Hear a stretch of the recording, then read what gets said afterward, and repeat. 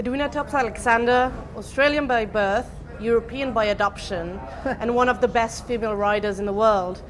You are the only one to have won 2 World Cup Grand Prix here in Casas Novas. Tell us, what does it feel to be back? Yeah, it's been quite a while since I've been here, and I've always loved competing here. I love it here. Amazing atmosphere, and the facility is incredible. Always a really good feeling, really warm people, and I know Martha really well, so it's a privilege for me to be able to be here and ride here, and we have the best riders in the world competing. So yeah, I really enjoy my time here. Well, and you come with a well-known Spanish bred Corelle de Mieles. It's been now 2 years since you ride him. What can you tell us a little bit about him? Yeah, look, he's a big horse for me, and he has a lot of power. He's sort of always been the second horse for me, so I've had him in a few other big Grand Prix, but he's always been a little bit the second horse, which is maybe sometimes why they don't ever become the first one, because you don't push them that further. He's certainly not an easy horse for me, I have to say. He's a horse that's he's sensitive, but he can be quite strong. But he's got an incredible nature. He's very positive and very kind-hearted horse. He has his own style of jumping, and we try to figure it out. It's not always perfect every time, but I try to accept him how he is and go with him a bit. But yeah, for me, not being so tall and him being so big, we've found our buttons, but certainly we could find some better ones sometimes. But yeah, he's an amazing horse. Yeah. And well, with fellow Casterfield, you competed in the Paris Olympic Games and recently the Global Champions Tour playoff. In which shape do you think is he, and do you think he can still improve? Yeah, look, he's had a big year. I would have loved to have brought him here, but you know, I have to think what's best for the horse. So unfortunately, my other horse that I also have, Cappuccino, has also had quite a heavy schedule. So that's the only reason why I came with one horse. The other ones are too green to bring here. So yeah, look, he's been great. He's certainly a completely different horse than Corelle. He's also quite a big horse. He's sensitive, but he's a horse that I have to sit much more quiet on, whereas Corelle I have to ride with a lot more leg, and he's a much stronger horse. So yeah, it's a shame he's not here, but he's having a little break now. And would you compare him to horses that were very important to you as Pialota or Ito du Chateau? I mean, he's certainly not as good as these horses I've had before in the past. You know, he's an amazing horse, and he's done some incredible rounds and won some great Grand Prix and placed in many of the Global Tour Grand Prix.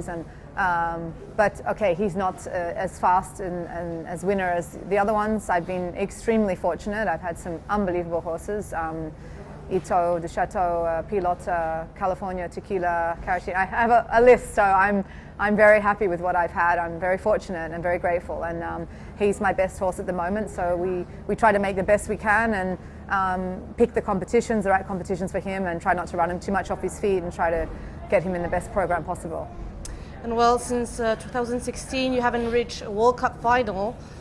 Do you think you will be able to reach the finals in Basel? No, it's not on my list. It's not my agenda. So no, it's not really in my planning at all. But let's hope I have a good show here. And of course, a new edition of the Global Champions Tour will begin very soon. Do you think it's compatible to make it with the World Cup circuit?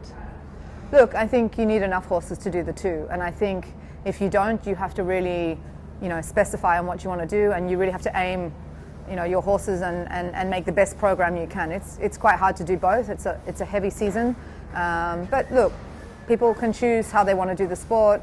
I don't have the possibility myself, being from Australia, to do Nations Cups anyway, so it doesn't really affect me too much on that sense. Very difficult for me to actually get into World Cup shows unless you're in the top 10. It's very hard. So yeah, look, I mean, I will absolutely be focusing on the global tour. We have an incredible new team that I will be a part of next year, which I'm very excited. I cannot talk too much now about it, but it's something very interesting that's going to be great. So I will be managing the team. So yeah, I'm looking forward to the season next year. And Global Champions Tour and Global Champions League have marked a before and after in the horse riding industry. What can you tell us about it?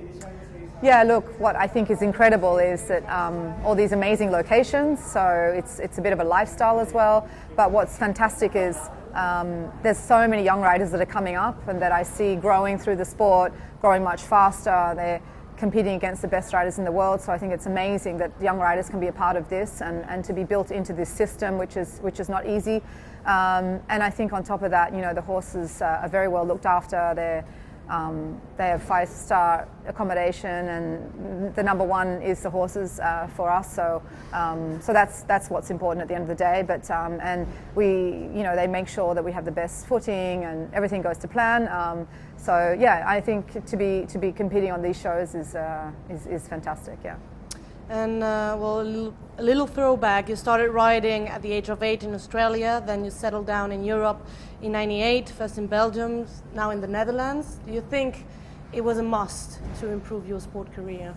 Yeah, I mean, I wouldn't be here today. I mean, I really had no idea when I came over. I was only planning to come for 6 months, and in the beginning, and I thought I was a lot better than I was, but I had to start from scratch, and was a long way to go, much more difficult than I thought, but I really like challenges, and it was exciting, and I had to start dressage from scratch, and I thought every single horse I sat on was a superstar because I wasn't used to sitting on so many amazing horses. So I learned the tough way, which I think is the best way, and I've worked pretty hard, but it's come back to me, I think, because I've been fortunate with these horses, and I've had a great click with them, and very good management from Jan. I've been really fortunate on this side, and I've had a very good career up until now, but I have more that I want to do. Well, you had a wonderful career. You did already 5 Olympics, 4 World Championships, 9 World Cup finals, and you won so many Grand Prix. What is left to achieve in your sports career? No, there's a lot left. I'd like some of my younger horses that are coming through to be coming onto that level. That's exciting. It's a challenge. You're only as good as you are on that day. So you can have great results and you can have a fantastic career, but on that day, that's the most important day. And so yeah, there's always challenges. And we're competing against the best riders, the best combinations. So yeah, I have a lot more I can do. Well, next year is the European Championships here in Casas. You're Australian, so you will not be able to compete, but what do you think about the venue being here? Yeah, look, I mean, amazing. When they had the global tour here, it was unbelievable, so they have all the possibilities for sure, and and to be in La Coruña, this part of the world, is fantastic, and great weather at that time as well. Yeah, the show has all the experience. They know how to make a show, so I'm sure it's going to be incredible. Well, I hope you have a lovely weekend, a lovely season next year, and thank you so much. Thank you. Thanks for your time. Thanks.